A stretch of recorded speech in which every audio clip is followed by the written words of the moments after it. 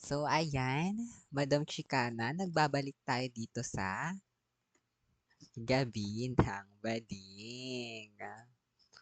'Di ba? So, bago yan, no?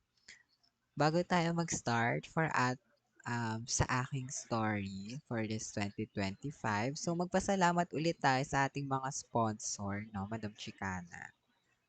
Ano-ano ba Parang yan? ikaw na lang ang may sponsor, madam. Ay, ako na lang ba? Oo, wala na akong sponsor eh. Wala ko ng sponsored.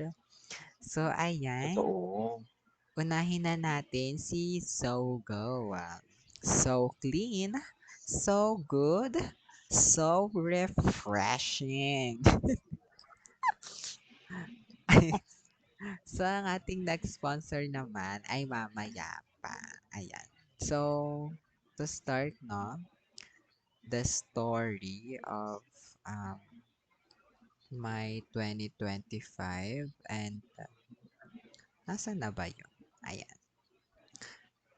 So, mag-drop lang muna ako ng reminder, no, for everyone. So, just a reminder lang po na this story is really my life and my struggle and my problem and so whatever. So, I really love hearing everyone's opinions and thoughts, especially advice, because I think this is the lowest point of my life. Like, this would be really the lowest part. This would be, and it's kinda, I need time to be brave enough po to share this story. So, just a reminder, wait, bakit ako pliniplema? Wait lang ha. Just a reminder lang na this is really has the negative energy story na maririnig nyo. So, so much pain on me kasi ito. So, sa mga mabilis maka-absorb ng mga negative energy, sana wag niyo makuha, 'di ba? And I hope na sana wag din mangyari sa inyo to and sana ayun. Wag talaga. Actually. So, really need everyone for this part to hold on like makakapitan. So, I hope na magstay kayo this time kasi kailangan ko ng lakas nyo para sa part na to. I want this to share this story because gusto ko na tong iwan this 2025 and if also I need karamay din sa story na to. So, sana matulungan nyo ako, no? Mga guys, mga friends. So, without further ado, naglolo ko siya. Wait. Without further ado, let's start, I guess. So, this is my the title is The Story of My 2025 Journey. So, ayan. And this is my unsaid thoughts and feelings. So, I wrote all of this because I have no one to talk about what is going on with me. So first, it's talagang may date to guys. So, ayan. It's April 27, 2025, Sunday, and my mother and I have fun using our karaoke. And I think my anxiety and panic attack are getting worse kasi nanginginig yung mga kamay ko kahit kumakanta lang ako. I just try to practice sing a high note but I didn't expect that that would happen. Like my heart beats so loud, nanginginig yung mga kamay at parang kinakapos ako sa hininga and I don't know how to cope up in this situation or how to cure this because kahit anong gawin kong comfort sa sarili ko, it still consumed me. So next naman, it's May 2, 2025 and it is already 1 year mahigit na since my ex and I broke up. I see my ex new profile picture and I have this thought na But mas mukhang masaya siya kaysa sa akin. But ako yung nag-struggle, but ako lang yung nakakaalala sa pinagsamahan namin. Kahit na hindi naman ako yung nang iwan at nanakit sa amin. So until now, it is hard for me to build myself again. I already move on, but there is still part of me that there is a room for him. So, next naman is May 2025 and those day was the day I decide to apply for work, but my self-doubt still torturing me and I don't know what to do anymore. Next day naman is May 8, 2025, and here are my thoughts this day.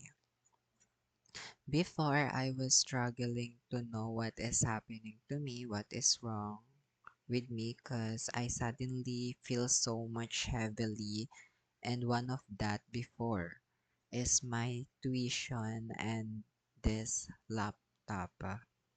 The amount of money spent was too much for me in a way that it gives me too much pressure that I should study well and making doubt myself that am I deserve this? Like, kaya ko ba? There are so many people out there that is so much worth it for this opportunity rather than me.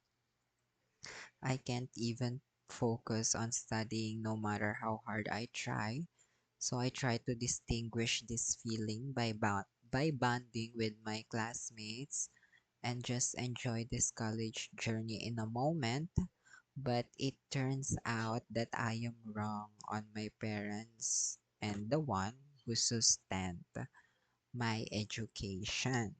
Taray ng English ko doon.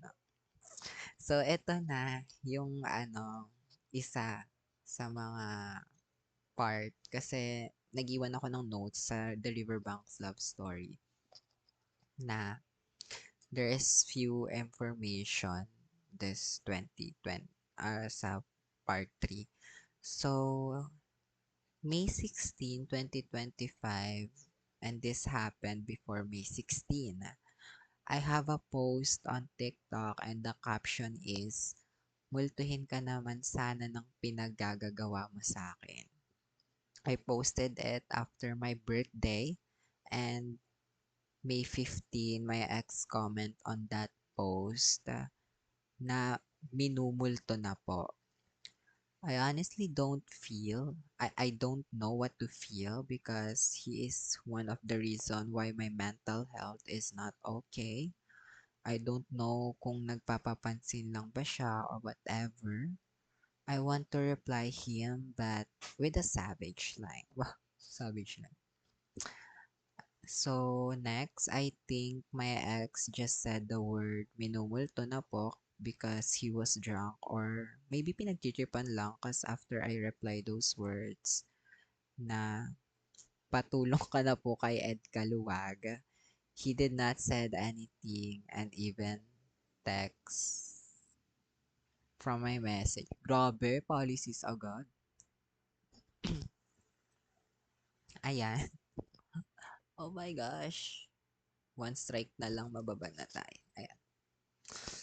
So, this is it, the most crucial part. So, hindi na ako mag-add ng mga music, no? Kasi, wow, ayan. So, May 18, 2025, and there are so many thoughts in my mind right now. I know how my father really hates me so much. Like, pinagkalat niya ba naman wala akong kwenta dito sa amin and even sa mga kamag-anak namin. He compared me to everyone who is better than me and walang silbing anak, 'di ba? Like my honor pero di makapasa sa pinag-a-applyan. Then tinago nga yung graduation pic ko na nakadikit sa pader namin kasi every time na nakikita niya yon is naiinis siya sa akin or he really feel disappointed. umabot pa sa punto na, ayun nga, binigay ako kanila tita cause until now, I still don't have a work. So, paulit-ulit niyang pinapamukha sa akin na I am not better, that there is better than me. How I wish sana yun na lang yung anak nila kaysa naging ako pa, 'di ba? I am a bad person to them in their eyes and it hurts me so much. I just don't show it to them because I am suffering in my mental health ever since na nag-college ako. Everything to me has already fall down and wala na akong lakas ng loob, wala na akong confident, and wala na akong gana sa lahat. Wala na rin akong nakikitang direction like san ba to patungong buhay na to. And I feel that I don't have a purpose here. Like wala na akong nakikitang reason para mabuhay. So, next is kahit may ginagawa ko dito sa bahay, but mas nakikita nilang wala pa din akong ginagawa slash silbi. Like, am I worthless? Kailangan ko ba magtrabaho at magbigay sa kanila ng pera para lang magkasilbi ako sa kanila? So next, if depression gets me and I didn't make it or my body didn't make it to still alive, know that I've tried to fight this Ala, wait lang, baka bawal sabihin. So next naman po is I really hate myself to being like this, being soft-hearted because it makes me weak. Next naman, it's May 21, 2025 and here are my thoughts. So I guess my parents are right that those people are more than better than me. Hindi ko nga alam ba't ako pa yung nabigyan ng buhay or pagkakataon na mabuhay, no? There are more people that deserves my spot. Like, why me? Di ko naman ginustong mabuhay. Why am I required to stay alive? Siguro if ako yung, di ako yung naging anak nila, walang pasakit sa kanila, no? Oy, hi Madam Nico. Wait lang po, nagre-read po kasi ako ng, ano ko po, ng history. Ayan. So, eto naman ang next. Gusto ko mag-apply. Like, gusto ko magka-work. But every time na iniisip ko yon is sinasabotage ako ng isip ko na di ko kakayanin yon due to lack of confidence. And parang pumapabor na lang ako sa negative side. Kasi, oo nga naman, di ko nga yun kaya. Like, mangmang ako, BOBO, TANGA, like, lahat na nga ata sinalo ko na and yun na rin yung tingin ko sa sarili now. Like, I miss being at school kasi buti pa doon nako-compliment ako at na-appreciate ako na ang galing ko daw. And I remember pa nga na sa grouping sa pinag-aagawan pa ako noon. So, mas naniniwala pa nga sila sa kakayahan ko kaysa sa akin and it makes me feel confident to myself. But now everything has changed and I am so down now. And every time pa no na ini-interview ako is bigla-bigla na lang nga bumibilis yung tibok ng puso ko and kinakapos ng hininga at nanginginig. Di ko alam na panic attack na pala yun. It always happen for me for no reason. They say na wag ka kasi manginig but it's not easy na pigilan and because of that bigla-bigla akong nawawala sa sarili ko na maayos nung una tapos maya-maya bigla na lang siyang umaatake. Like yung gano'n. I know na on point yung mga sagot ko but pag inaatake ako is nawawala ako sa compose and it always happened. It's so nung May 29, 2025 and these are my thoughts for that day. So I tried to apply before in PLMAR. So if you're not um, familiar, is PLMAR is Pamantasang Lungsod ng Marikina. So it went well naman. I take the exam and now the results of PLMAR entrance exam are out and I failed for the second time and it hurts two times on me. And I don't know what to do anymore. Like I feel like there is no hope for me this time and left me asking like why is the world is so cruel to me? And next thoughts naman for that day is I saw my internet friends my day on Facebook that he is already employed in my temporary dream company and di ko maiwasang di mainggit and madown sa sarili ko cause I really feel now na super lagapak na ako sa lupa na ang hirap bumangon and no direction at all. So, nung June 12 naman, 2025, and here is my thoughts today. I feel like malapit ko nang mahiling. I feel na malapit na ulit bumalik yung spark ko in life. Di ko lang alam kung ma-maintain ko ba siya or magagawa kong ma-driven ulit neto just like before. Sana I wish na bumalik na yun dahil yun yung multo ko ngayon. And July 10 naman, dalawa yung thoughts ko for that day. So number one is it is official that I am the black sheep of the family, of this family pala rather. All I want is to be understood when times that I don't understand myself, but here it goes, turning the table that I am the villain. So I guess this is what I'm supposed to be. Encouragement lang sana to keep going kahit hindi pumapabor sa akin yung gusto kong mangyari, 'di ba? Kasi nawawalan na ako ng gana and ang gusto ko lang naman na makuha sa kanila is yung support pero ayun, kino-compare pa ako and more hurtful words. So, would it encourage me to keep going in life? The next thoughts naman is sa ganong edad ko, before I learned to be independent person, hindi ako humihingi ng tulong. Tapos ngayon, like, ako pa yung tamad.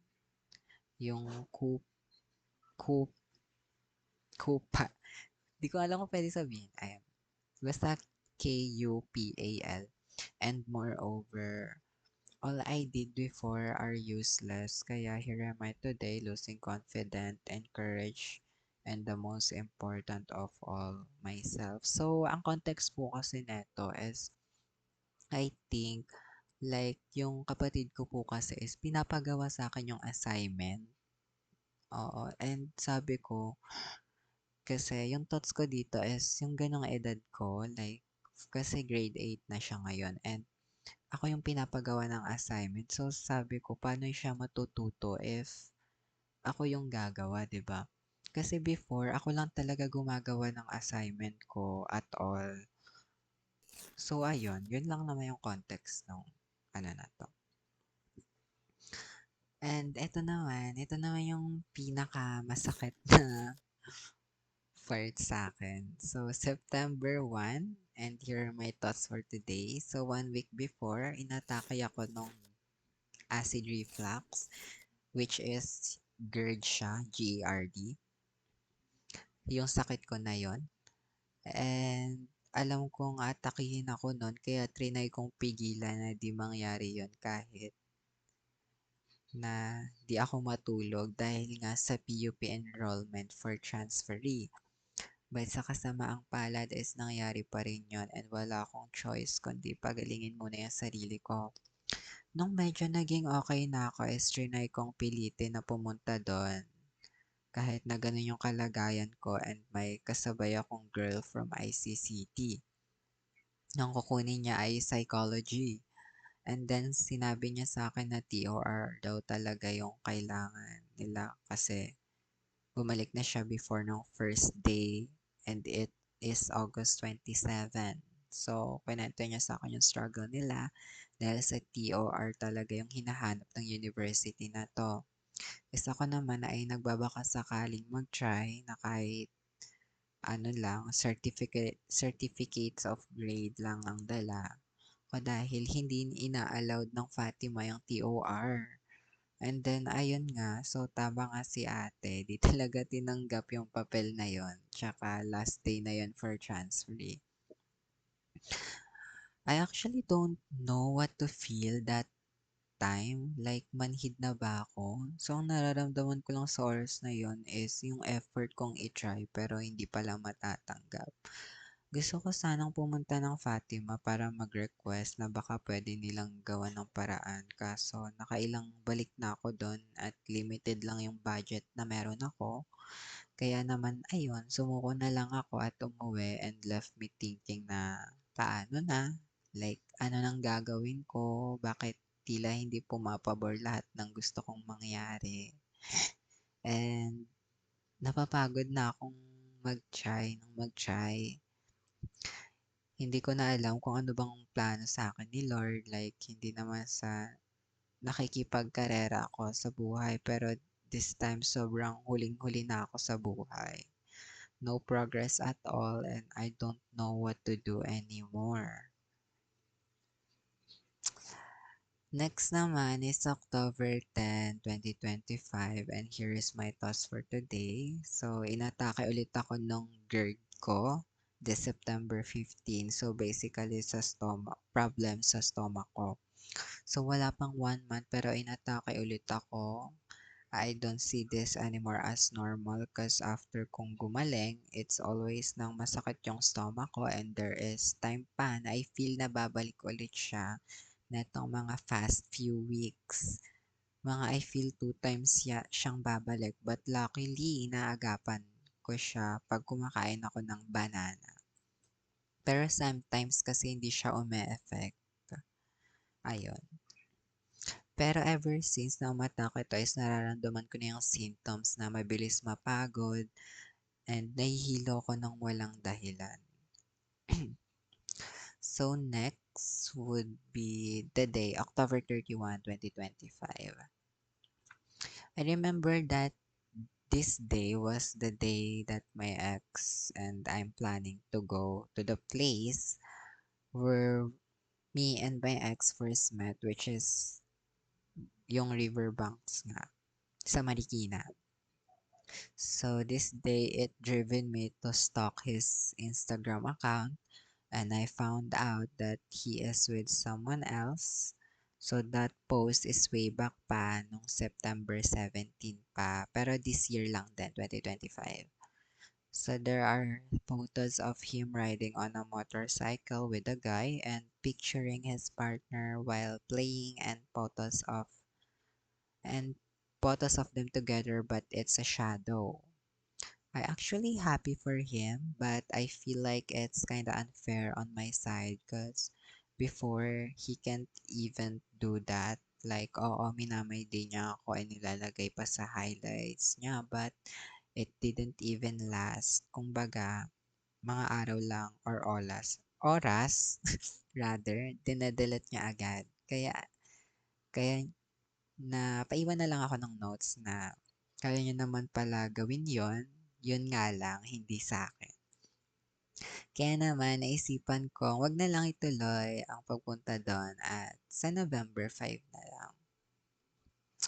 So, November 5 na. So, pinaayos yung dati kong phone nung October 29, which is gamit ko nung kami pa nung ex ko. So basically, there are so much memories on that phone and today is babalik siya para idikit na yung screen. Kasi naka-tape lang yon para if ever na sa 7 days nga is may issue, so pwede siyang i-return at palitan. So after 7 days, wala namang issue kaya ididikit na. And after nun is pumunta ako sa riverbank para mag-relapse and unwind. And I just realized na 2 years since nagkita kami sa lugar na to, I just feel everything and habang naglalakad ako papunta doon is bumabalik lahat ng masasarap na alaala namin together. So while listening sa mga music na inanda ko talaga bago ako pumunta doon, like for example is Multo nga nung Cup of Joe. Pero hindi ko talaga siya multo eh. So habang nagpe-play yung mga music is I really feel relief at somehow that place is my Cornelia Street. Siguro I just missed being loved at that point and nangihinayang sa love na binigay ko is napunta lang sa wala. So yun yung multo ko I think na yung love na binigay ko is nasayang lang for wrong person. So yun, hindi yung person yung multo ko talaga. But it feels so good while listening to music and walk sa mga parte ng lugar na yon na pumunta kami. And I really valued every memories na ginawa namin sa place na yon kahit na hindi niya yun ginawa. I just remember the lyrics from Unlearning You by Crying City na now I take up the space you won't use. It really hit hard to me that time. Okay. So, November 10, 2025, nasa public hospital ako neto. Alam to ni Madam Chicana. So, nagpa-check up ako noon kasi nga hindi na normal yung nararamdaman ko. Nung nakarating na ako sa lobby area ay hindi na ako pinapasok dahil kailangan nga daw ay may appointment and dapat talaga sabay kami ni Lola na pumunta doon. Pero nauna na ako kasi nasa biyahe pa daw siya. Oy, wait lang, nalobat ako. Oh, wait lang, pause muna.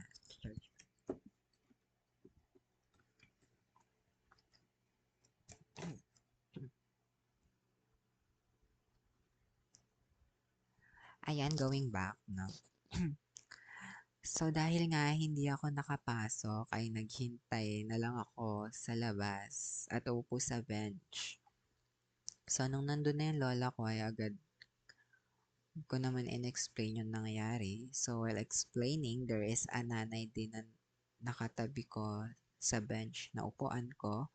She insists na oo, ganyan talaga dito and makes some advice until napunta na sa life ko. So, yung mga advice niya is dapat ganito yung gawin mo, like maghanap daw ng work para daw hindi ako ma-stress kasi one of the reason daw why my GERD is umaatake is bawal akong ma-stress and bawal din akong mapagod. Ayun. So, sinabi ko sa kanya na naghahanap naman ako ng work pero di talaga ako natatanggap. And she said na hindi talaga yun yung work na para sa'yo kaya daw ganon. And parang babaeng anak daw yung turing niya sa akin. Kahit na ngayon lang kami nagkita. I feel love naman on her and her point and that is really my plan but somehow I really don't have the courage to do that and I don't want na the feeling of rejected again and again. Wow. So, ito naman yung thoughts ko nung November 15, 2025. I can't stop thinking na 2 years na akong nag-stop for studying and 2 years na akong delay and yung mga kabatchmates ko is 1 year away na lang. Graduate na.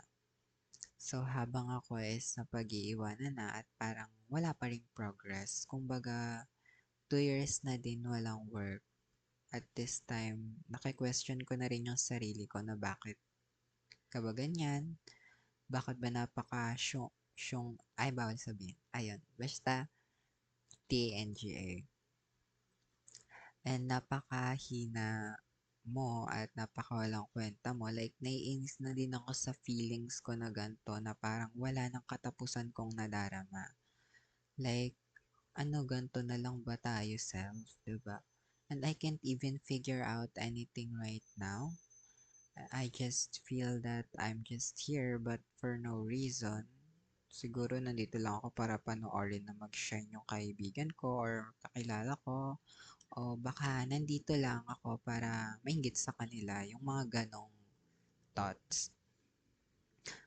Alam ko naman na ang buhay ay di karera, pero kailan nga ba ako aabante?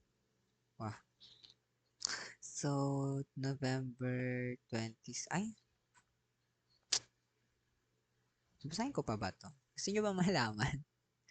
Kasi about ano lang siya, K-drama.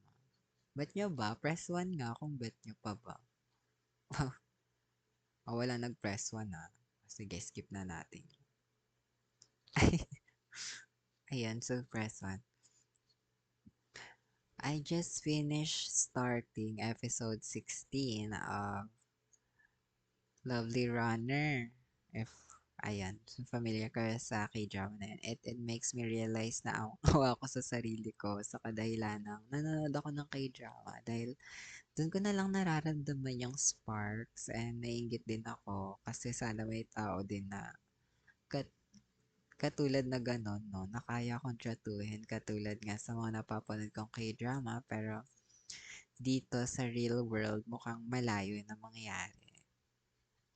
It makes me sad na hindi naman talaga nag exist yung ganong tao pero sana naman maranasan ko siya kasi di na nga ako nakaranas ng high school love pati sa senior high and wag naman sana dumating sa punto na hopeless romantic na ako, diba?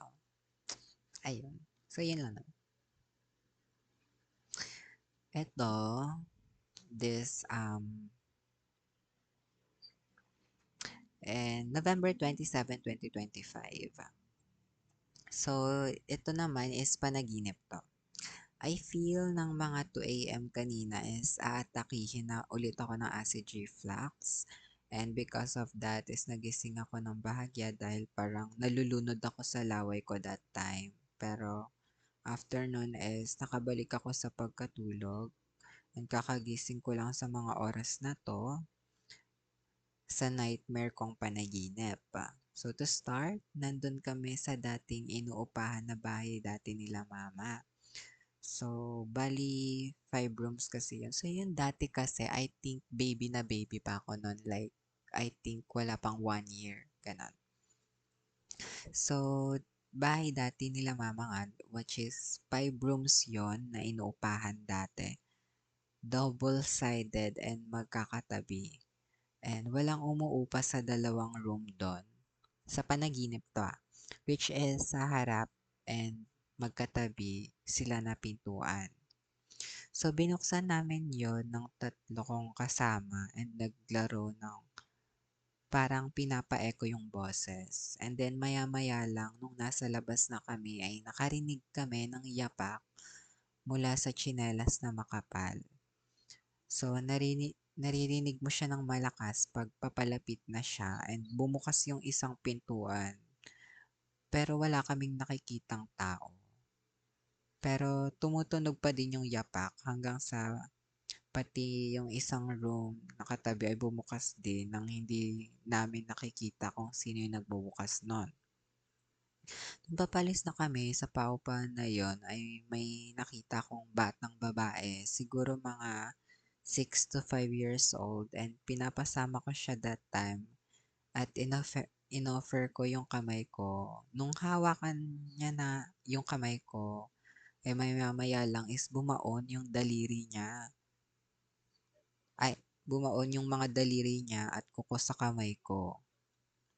So, naramdaman ko yung sakit that time na parang gusto niya akong kalmutin dahil inulit niya pa yun at doon ako nagising. Like, bigla akong naalala dahil sa pangyayari na yun dahil possible kaya na kapatid ko yun na namatay dahil doon nilibing sa paupahan na yun yung fetus kasi na kapatid ko na ano, ano tawag doon? Unang born. Ayun. So, ito naman. So, ano lang siya, thoughts ko lang siya netong Christmas.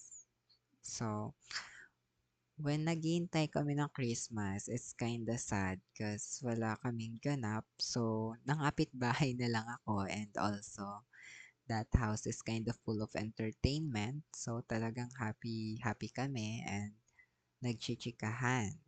So, we decide na mangaroling dahil naboboring kami.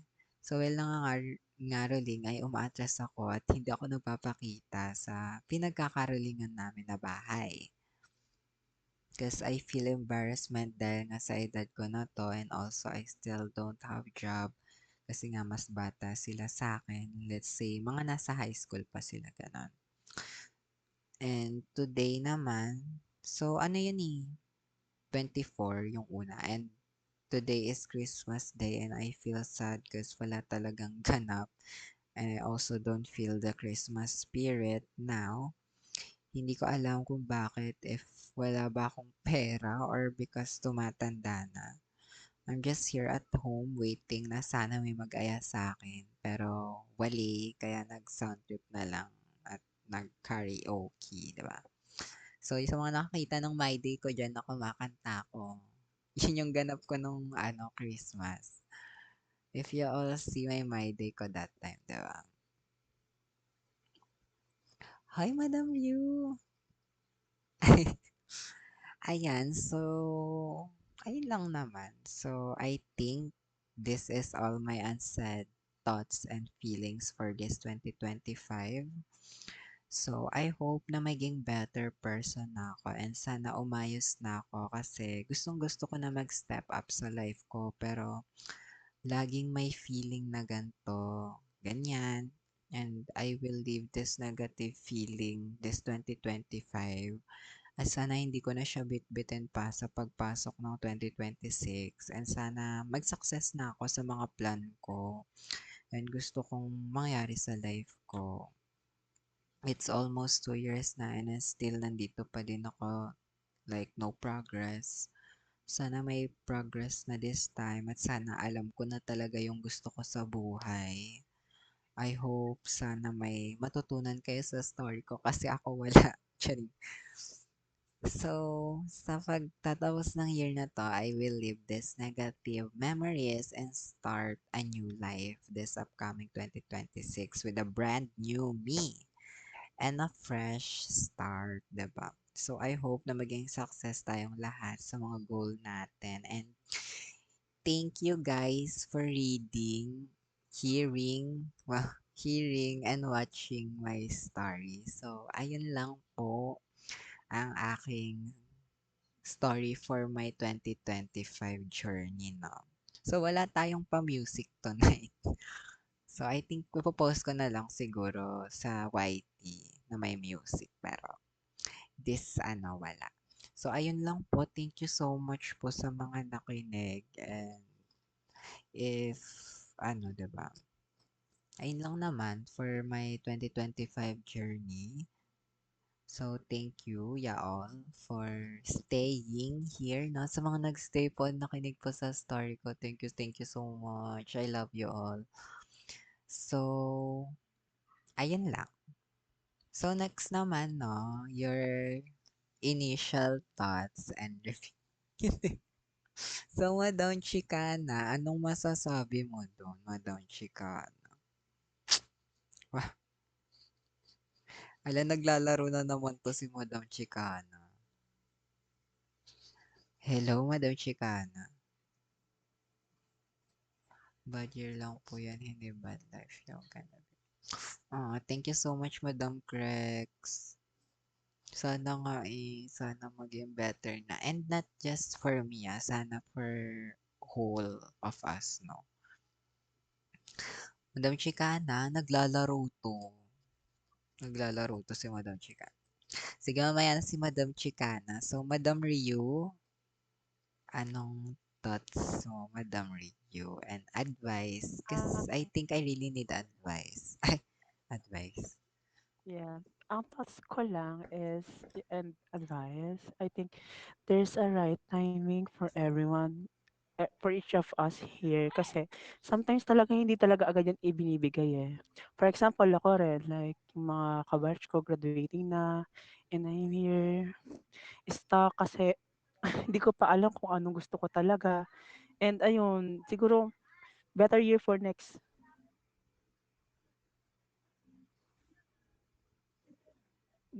ayun nun, sana maging better ang next this 2026 natin for all of us. Yun lang. Yun lang. Ayan, thank you so much, Madam Ryu, no? So, baka naman tayo, Madam Rin. Nandiyan ka pa ba, Madam Rin?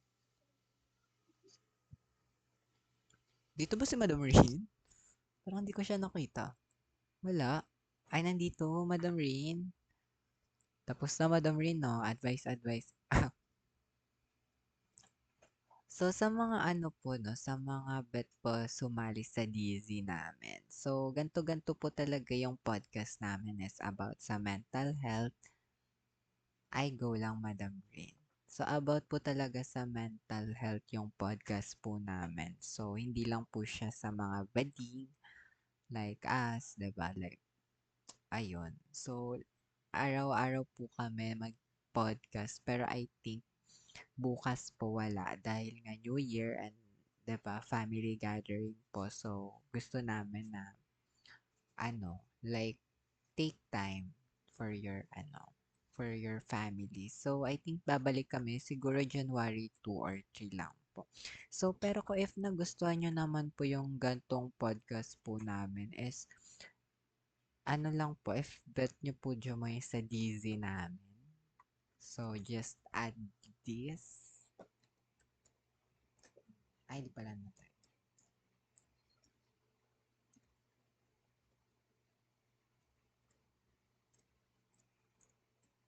So, ayan po yung username ko sa DZ.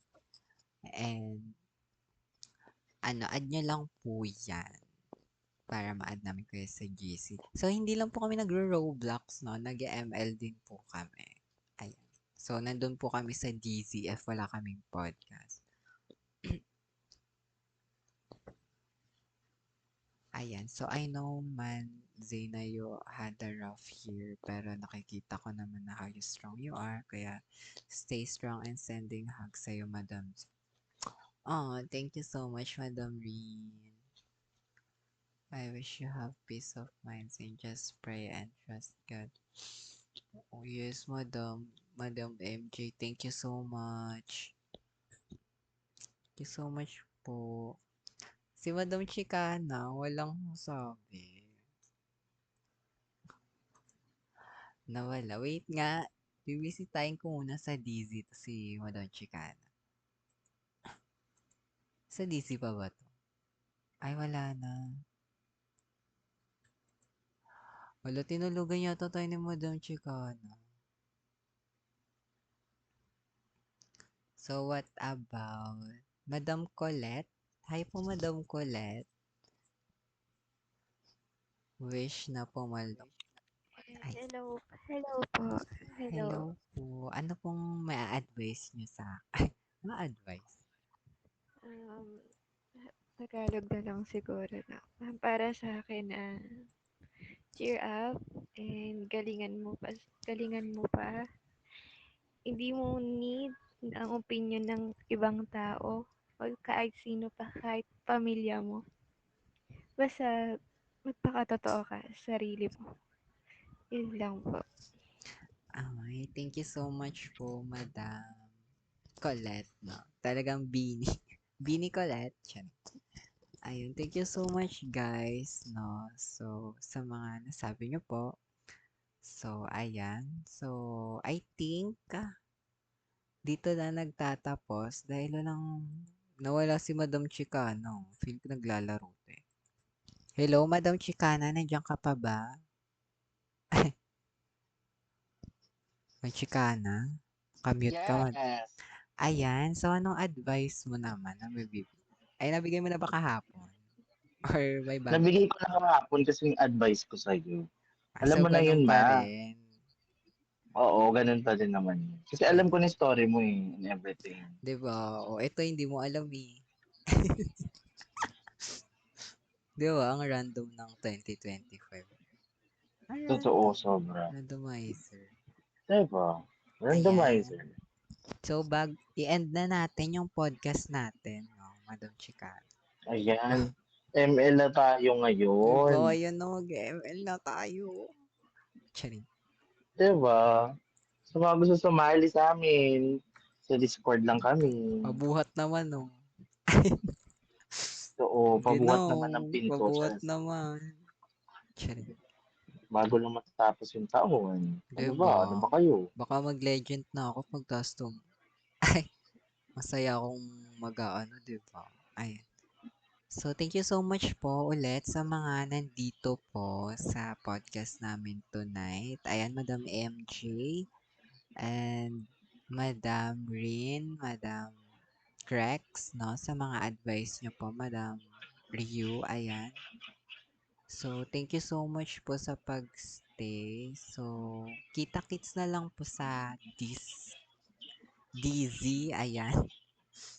So, if bet nyo naman po sumali, na-drop ko na po yung username ko. Ayan. So, Totoo. ayan po, yun lang po. So, any final words pala, Madam Chicana, this, upcoming And this 2027? year, I just Sige. want you guys to own kung sino kayo, dalhin nyo siya sa 2025. Huwag kayong magbago for particular someone. Just be yourself. Be unapologetically you. Don't be sorry. And also, gusto ko maging masaya ko sa pagpasok ng taon kasi iba kapag masaya. Madadala mo siya all throughout the year. Yun lang naman. Ayan. Any final words, Madam Ryu, for this upcoming? I wish lang pumaldo tayong lahat this 2026. Yun Yes! lang. And advance happy Manifesting! birthday sa akin. Ay, kailan birthday mo, Madam Ryu? Sa ano na, tama, Next next week. week? No, sa 10. No, sa January 10 10? pa. Ay, January 10. Ayan, advance Yeah. happy birthday. I think maaga yung handaan. Maaga I yung don't know. handaan, no? Bukas agad. Ang plano ko to find myself, magka-travel ako Baguio, tsaka La Union. Ay, maganda Wow! yan. Ganda yan, Yeah, ako di lang ba? mag-isa. To be alone, yeah. Maganda yan. Thank you. Thank Ayan. you. Any final words, Madam Crex? Or chat support ka, Madam Crex? Oh, chat support siya. Hi po sa ating newly join, no? So, ayan. Hey po sa ating mga newly joined. May nag-add ba sa akin sa DZ? Wala. Wala. Oh, wala. May Himala. nag-add. Oh, wala silang. Ayan, so wala namang Wala din mga final time mga words. Ay, no comment po. So stay pretty sa atin, madam. And always trust si God. Like, kaya mo yan. Ayun, thank you so much, Madam Crex. Diba, ayun, sa final words. Nasaan maaga January? Oo, Madam Ryu, maaga ang preparing natin bukas. Like, diba? Like, is Ayan. this Tagalog? Oo. Ayan, thank you so much po. Yan, kita-kits na lang ano, sa January 3 ba or 2 ang ating brandy January 2 or na. Go. January 2. I think Enga. Oh. Baka puyat pa tayo ng 2, madam. Bahala sila. Diba? Ready na ako. So, ayan. So, kita-kits na lang daw po sa January 2 sa podcast. Sa ating newly or first episode podcast para sa 2026. Diba? Ayan. Totoo. Thank ya all. Bye. Bye.